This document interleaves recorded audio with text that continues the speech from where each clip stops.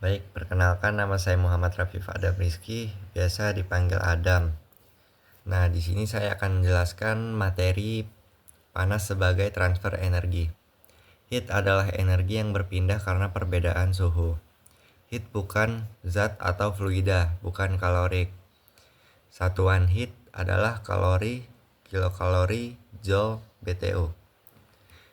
Yang pertama yaitu 1 kalori sama dengan energi menaikkan 1 gram air sebesar 1 derajat Celcius. Dan yang kedua, 1 kilokalori sama dengan 1000 kalori menaikkan 1 kilogram air 1 derajat Celcius.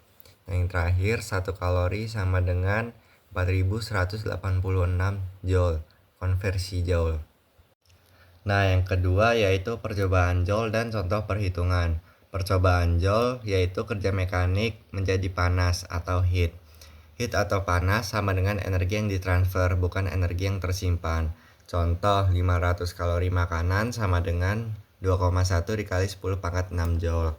Jika dipakai untuk mendaki H atau ketinggian sekitar 3600 meter. Efisiensi tubuh plus minus 20% menjadi H realistis atau ketinggian realistis sekitar 700 meter. Baik, terima kasih. Selamat pagi Ibu, perkenalkan nama saya Jordan Kalisto dengan NIM 2106-0125-140-201. Hari ini saya akan menjelaskan tentang pengertian energi dalam. Energi dalam sendiri atau U adalah total energi mikroskopis yang dimiliki suatu benda. Ada beberapa akibat yang mengakibatkan suatu benda memiliki energi dalam. Yang pertama adalah gerak acak dari partikel atau energi kinetik. Yang kedua adalah interaksi antar partikel atau energi potensial. Energi-energi internal sendiri memiliki sifat. Salah satunya adalah energi dalam akan berubah jika ada panas atau Q atau usaha atau W yang dilakukan. Sifat tersebut sesuai dengan hukum termodinamika yang pertama yang juga menjadi rumus dasar energi internal, yaitu delta U sama dengan Q dikurang W. Dengan delta U sebagai perubahan energi dalam, Q sebagai panas masuk, positif jika masuk ke sistem, dan W sama dengan kerja oleh sistem dan akan menjadi positif jika sistem melakukan kerja keluar. Ada beberapa contoh penerapan energi dalam di dunia nyata, yaitu yang pertama, air dipanaskan, partikel air semakin cepat bergerak, maka energi dalam bertambah. Ban sepeda dipompa, maka udara memanas karena pemampatan, maka energi dalam naik. Tangan digosok, maka gesekan mengubah kerja menjadi panas, maka energi dalam kulit naik. Ada contoh soal yang akan saya bahas pada hari ini. Jika 1500 joule panas diberikan pada gas dan gas melakukan kerja 400 joule. Kita mengetahui bahwa Q sama dengan 1500 joule, W sama dengan 400 joule. Maka kita dapat hitung dengan rumus delta U sama dengan Q dikurang W. Delta U sama dengan 1500 dikurang 400 sama dengan 1100 joule. Baik, materi selanjutnya adalah kalor jenis. Secara pengertian, kalor jenis adalah jumlah kalori yang dibutuhkan untuk menaikkan suhu 1 kg benda sebesar 1 Celcius. Sebagai contoh, ada air yang membutuhkan 4200 joule untuk setiap kilogram Celcius. Lalu ada aluminium yang membutuhkan 900 joule untuk setiap kilogram Celcius dan besi sebesar 450 joule untuk setiap kilogram Celcius. Rumus kalor jenis secara umum adalah Q sama dengan M dikali C dikali delta T, dengan keterangan yaitu Q sama dengan kalor, M sama dengan massa, C sama dengan kalor jenis, dan delta T adalah perubahan suhu yang terjadi. Untuk contoh penerapan kalor jenis di dunia nyata, ada panci dari aluminium. Dikarenakan panci terbuat dari aluminium, ia memiliki kalori jenis yang tergolong rendah yang membuat proses memasak lebih cepat. Lalu di sini ada dua contoh soal. Yang pertama adalah air 0,5 kg dipanaskan dari 25 derajat Celcius ke 45 derajat Celcius. Berapakah kalori yang diperlukan? Yang kita ketahui dari soal ini adalah massa air yaitu 0,5 kg, lalu ada kalor air yang sebesar 4.200 Joule per kilogram Celcius, dan perubahan suhu yang terjadi atau delta T yaitu 45 derajat dikurangi 25 derajat sama dengan 20 derajat. Cara menghitungnya adalah kita bisa menggunakan rumus umumnya yaitu Q sama dengan MC dikali delta T, lalu dimasukkan 0 kali 5 kali 4.200 dikali 20, dan hasil yang kita dapat adalah 42.000 Joule. Soal kedua yaitu sebongkah es bermassa 0,4 kg dipanaskan sehingga suhunya naik dari 0 derajat ke 15 derajat. Jika kalor jenis es sama dengan 2100 Joule per kilogram Celcius, berapakah kalor yang diperlukan? Dari soal ini, kita dapat mengetahui bahwa massa dari es yaitu 0,4 kg, kalor jenis es yaitu 2100 Joule per kilogram Celcius, dan delta T yaitu 15 derajat Celcius. Yang ditanya adalah kalor yang dibutuhkan. Kita bisa menjawab dengan rumus umum yang sudah kita pelajari yaitu Q sama dengan MC delta T. Dan dimasukkan 0,4 dikali 2100 dikali 15 sama dengan 12.600 Joule. Terima kasih. Materi selanjutnya adalah kalorimeter. Secara pengertian, kalorimeter adalah ilmu yang mempelajari pertukaran energi panas dalam suatu sistem terisolasi. Untuk rumusnya, kita bisa menggunakan rumus yang telah kita pelajari di materi sebelumnya, yaitu Q sama dengan M dikali C dikali delta T, di mana Q sama dengan kalor, M sama dengan massa, C sama dengan kalor jenis, dan delta T adalah perubahan suhu yang terjadi. Dikarenakan sistem yang terjadi adalah sistem terisolasi, maka dapat kita artikan bahwa tidak ada energi yang masuk maupun keluar, yang berarti sigma dari Q dalam sistem ini sama dengan 0. Untuk dua benda bertukar panas, kita bisa menggunakan rumus M1 dikali C1 dikali delta T1 sama dengan ditambah M2 dikali C2 dikali delta T2 sama dengan 0. Dan jika delta T-nya adalah positif, berarti yang terjadi adalah pemanasan. Dan jika delta T-nya sama dengan negatif, berarti yang terjadi adalah pendinginan. Dengan prinsip sistem terisolasi tadi, di mana sigma Q sama dengan 0, kita bisa menyetarakannya dengan heat loss sama dengan heat gain. Lalu pada benda majemuk, kita bisa menggunakan rumus M1 dikali C1 dikali delta T1 ditambah M2 dikali C2 dikali delta T2 ditambah M3 dikali C3 dikali delta T3 sama dengan 0. Pada kalorimeter ini kita bisa mengambil sebuah penerapan yaitu bom kalorimeter. Bom kalorimeter biasanya digunakan untuk mengukur energi dari makanan dengan cara sampel dibakar dalam ruang tertutup sehingga panasnya diserap oleh air sekelilingnya. Lalu kita bisa menggunakan rumus Q sama dengan M dikali C dikali delta T untuk menghitung energi makanan. Biasanya hasil dari bom kalorimeter ini digunakan untuk menentukan kalori dari sebuah makanan.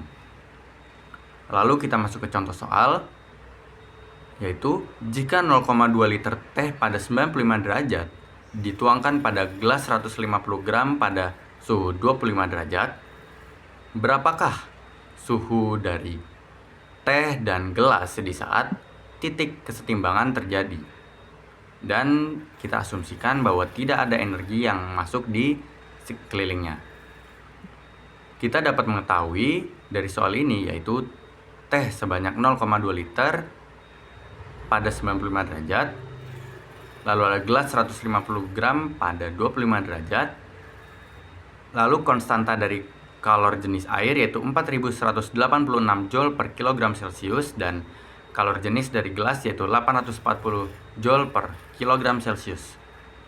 Dari soal ini kita bisa menggunakan prinsip yaitu heat loss dari teh sama dengan heat gain dari gelas. Lalu kita bisa masukkan rumus M dikali C dikali delta T sama dengan M dikali C dikali delta T dari masing-masing benda. Lalu kita hitung dan kita masukkan angkanya, dapat kita dapatkan jawabannya yaitu suhu atau T sama dengan 86 derajat Celcius. semuanya, perkenalkan saya Revalino Freelance Hebelum dengan NIM akhir 176. Izin melanjutkan dari materi sebelumnya oleh Dias. Kali ini akan melanjutkan materi yang ke-5 dan 6 dengan judul kalor laten dan perpindahan kalor secara konduksi. Yang pertama ada perubahan wujud dan kalor laten atau biasa disebut latent heat. Kalor laten adalah energi yang dibutuhkan suatu zat untuk berubah wujud tanpa perubahan suhu. Contoh perubahannya ada padat ke cair, yaitu melebur, cair ke gas, yaitu menguap, gas ke cair, yaitu mengembun, lalu terakhir ada cair ke padat membeku. Walaupun panas ditambahkan atau dilepaskan, temperatur tetap konstan selama fase berubah. Yang kedua ada pemanasan es hingga uap atau bisa disebut ilustrasi proses. Nah, contoh dari ilustrasi prosesnya bisa dilihat di sebelah kiri atau sebelah kanan saya. Lanjut ke materi ketiga, ada jenis kalor laten. Jenis kalor laten lebur atau latent heat of fusion. Jadi energi untuk mengubah zat dari padat ke cair pada suhu konstan. Nah, contoh-contohnya bisa dilihat juga. Kemudian ada kalor laten uap atau latent heat of evaporation. Energi untuk mengubah cair ke gas pada suhu konstan. Dan contohnya juga bisa dilihat di paparan yang sudah saya berikan. Nah, yang materi keempat ada tabel kalor laten. Ini banyak banget, jadi kalau dibacain bakal lama. Ini karena ada 1, 2, 3, 4, kurang lebih 10, hampir 10 substance ya. Jadi maaf saya tidak bisa membacakannya. Yang kelima ada rumus umum dari kalor laten dengan Q sama dengan massa dikali kalor laten. M adalah massa dan L adalah kalor laten. Contoh yang pertama yaitu membuat es. Jadi total energi yang harus dibuang freezer untuk membuat 1, kg air 20 derajat Celcius menjadi es yang suhunya minus 12 derajat Celcius. Jadi langsung saja kita menggunakan rumus Q sama dengan MC delta T, kemudian ditambah MLF sama dengan MC delta T juga. Nah, hasil akhirnya adalah 660 kilojoule. Nah, contoh 2 juga sama, kita masih menerapkan rumus yang sama. Memasuki materi yang ke-6 yaitu evaporasi atau penguapan. Yang pertama, penguapan terjadi tidak hanya pada titik didih, bahkan pada suhu ruang. Yang kedua, kalor laten penguapan, air meningkat jika suhu menurun. Contohnya minus 20 derajat Celcius sama dengan 2450 kilojoule per kilogram. Yang kedua, minus 100 derajat Celcius ke 2260 kilojoule per kilogram. Nah, efek pendinginan tubuhnya, keringat menguap sama dengan ambil energi dari tubuh ke tubuh mendingin. Ke teori kinetik kalor laten, yang pertama ada pada titik lebur, yaitu energi digunakan untuk memutus gaya tarik antar molekul tanpa menaikkan suhu. Yang kedua, pada titik uap, energi yang digunakan memisahkan molekul lebih jauh atau energi potensialnya naik. Yang ketiga, kalor uap jauh lebih besar dari kalor molekul lebur karena perubahan jarak antar molekul lebih besar. Selanjutnya ada konduksi panas atau heat conduction. Konduksi adalah perpindahan panas melalui kontak langsung antara molekul. Contohnya ujung sendok logam di suhu panas yang akan ikut panas juga. Nah, di sini ada rumus laju konduksi dari panasnya. Lanjut kita masuk ke konduktivitas termal. Jadi kita bagi dua, ada konduktor baik dan isolator. Atau konduktor baik itu sama dengan K besar dan isolator itu adalah K kecil. Nah, konduktor baik ini ada 4 benda, yaitu perak, tembaga, aluminium, sama baja. Terus di isolator K kecil ada 7 benda ya. Yang pertama ada kayu, kaca, bata, udara. Kemudian yang kelima ada fiberglass, terus ada bulu angsa, yang terakhir ada polyurethanes. Lanjut ke contoh perhitungan konduksi atau kehilangan kalor lewat jendela. Jadi di datanya jendela kaca ini 2 meter dikali panjangnya 2 meter, lalu tebalnya 1,5 meter, terus tebalnya 3,2 mm. Nah, suhu dari jendela ini adalah 500 derajat Celcius dalam dan 14 derajat Celcius di luar. Nah, ini adalah cara dari pekerjaannya, yaitu Q per T atau kalor laten per waktu sama dengan Ka T1 minus T2 per L.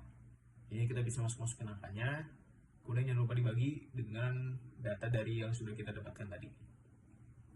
Dan akan ditemukan hasil yaitu 790 derajat Celcius.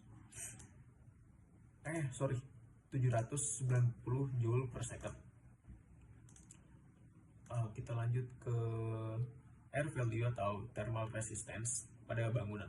Jadi digunakan di konstruksi untuk menilai kemampuan bahan menahan panas. Jadi air ini sama dengan insulasi bagus.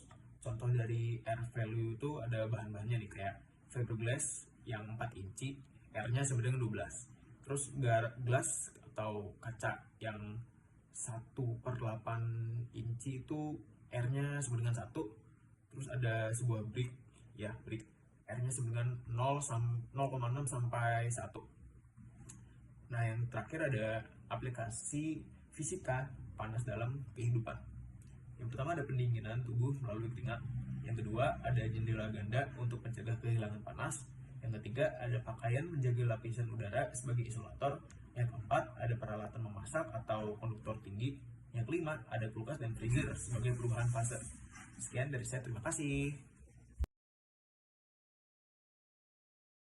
Oke, sebelumnya perkenalan, nama saya Muhammad Syami Hussein dari kelas D, NIM terakhir 204.